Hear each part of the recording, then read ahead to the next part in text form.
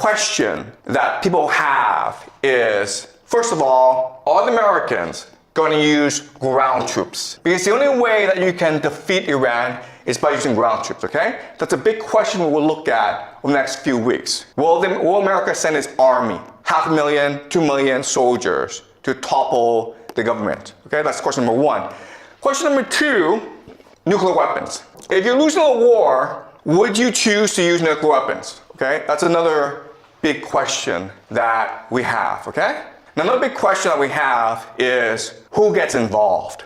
Because this situation is so dire that Europe, okay, specifically Germany, France, and Britain are talking about entering this war.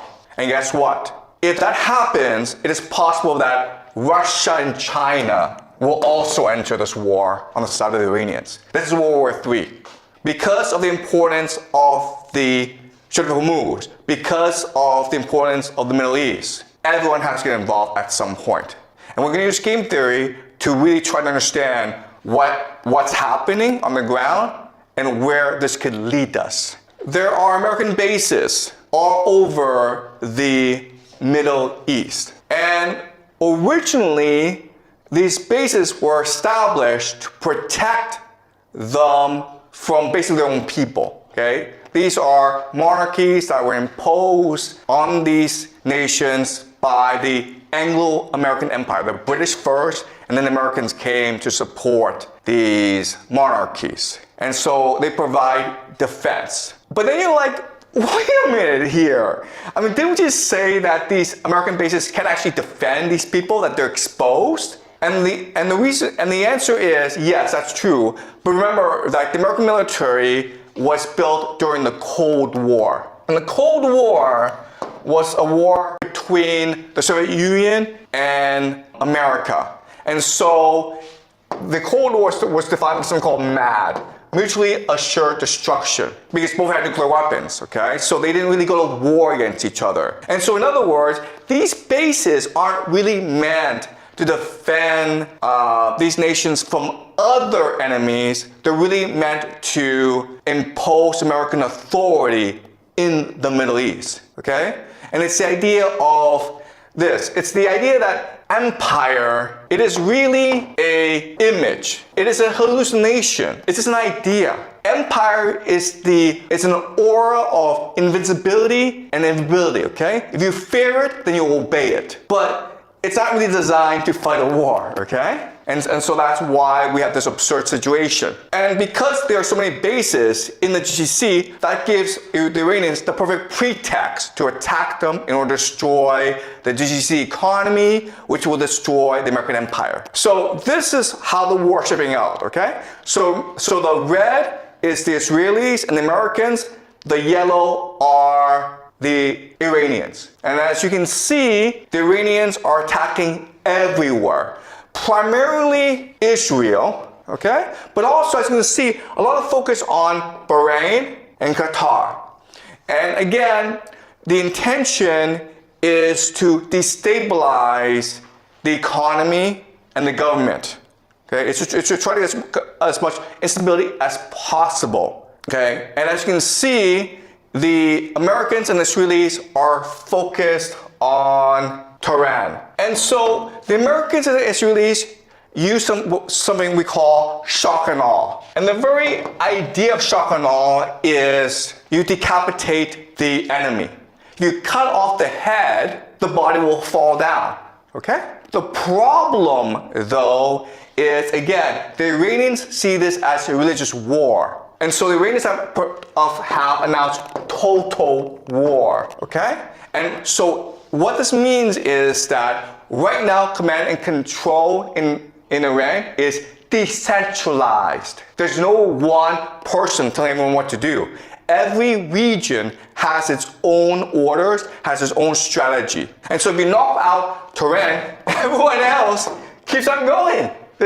So if you take off the head, it doesn't change anything, okay? But unfortunately, the Israelis and the Americans use this as a military doctrine. Military doctrine just means how you design your military for what purpose. And so the even though the Americans seem like an invincible army, they are not equipped to fight a 21st century war against drones, against destabilization, against religious fanatics. Okay, they're just not, right? But unfortunately, because of military doctrine, they're going to keep on attacking Tehran. Now, the great irony of all this is that the Iranians who will be most supportive of you, of regime change, are actually in the cities because they are educated, they're progressive. The people who are most fundamentally against you, will fight you to the death, are religious fanatics, the Shia militants, living in the rural areas. Okay? So this is a really silly thing where you are actually destroying those who will most likely support you, and you're leaving alone those who are most likely to commit jihad against you. So another idea that I want you guys to understand is the idea of asymmetry. Asymmetry, all right? So what is asymmetry? Asymmetry means that the two sides are choosing to fight different wars using different techniques because one is much stronger than the other, okay? America is the great empire. It has unlimited resources. It has the USD. It controls the world, right? Iran is a country that has been under economic sanctions for the past 45 years. It's poor. Its technology is very limited, okay? But as we learn in this class, actually, those nations that are poor actually have more energy. They're more open and they're more cohesive. All right, so let me give you an example. This is what we call the Shahad drones. Shahad drones. Each of these drones costs $50,000 at most, okay? At most. It can go as cheap as $35,000 US. But one of them is $50,000. As you can see, you can fit a lot of these drones to a truck that can go anywhere in Iran. And it can hide anywhere, all right? So the thing to understand is, first of all, these drones are cheap. They're easy to make. They make about 500 a day, okay? And estimates are about there's 80,000 right now that the Iranians have. So they can go on for a long, long time, okay? And one of these drones, again, can knock out a desalination plant. It can knock out an oil field. It can knock out a hotel. It can do a lot of damage. And it's easily transportable. You can hide it anywhere. You can use it from anywhere, okay? And that's what the Iranians are using as an offensive weapon.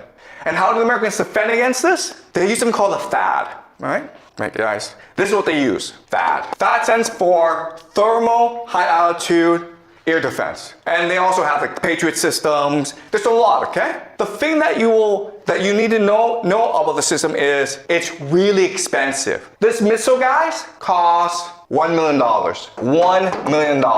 So there's this $50,000 drone coming your way, and you throw a $1 million missile at it, okay? And often these missiles miss, so you have to throw 2 or 3 missiles at it, okay?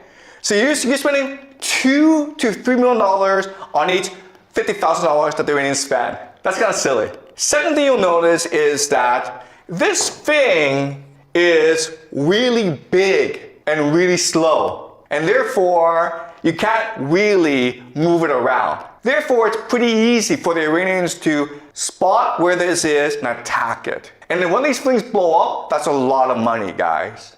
Then you're like, what? But this makes no sense.